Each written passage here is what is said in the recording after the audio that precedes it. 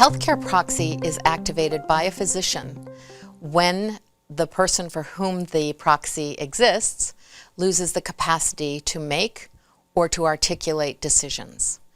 This is a clinical judgment that is made by the healthcare provider, generally a physician, sometimes a nurse practitioner.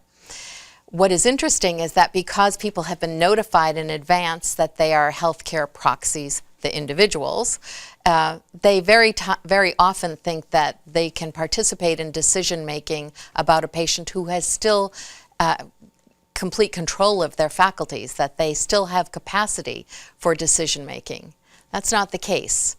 As long as a patient, has capacity for decision making, the intellectual capacity to understand what the decision is, what the options are, what the benefits or the risks of each option happen to be, then the patient is in charge of the decision making. He or she can turn to others for support, for help, for information, but it's their say-so. The healthcare proxy kicks in, as they say, when a person loses capacity. What we do ask of the healthcare proxy is not to make decisions in advance of that moment, but to stay informed about what's going on with the patient.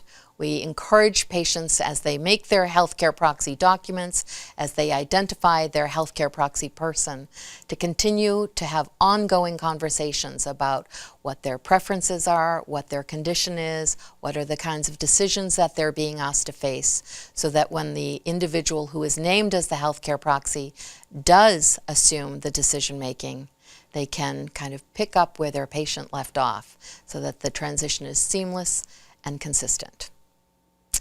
I'm MC Sullivan, Director for the Initiative of Palliative Care and Advanced Care Planning.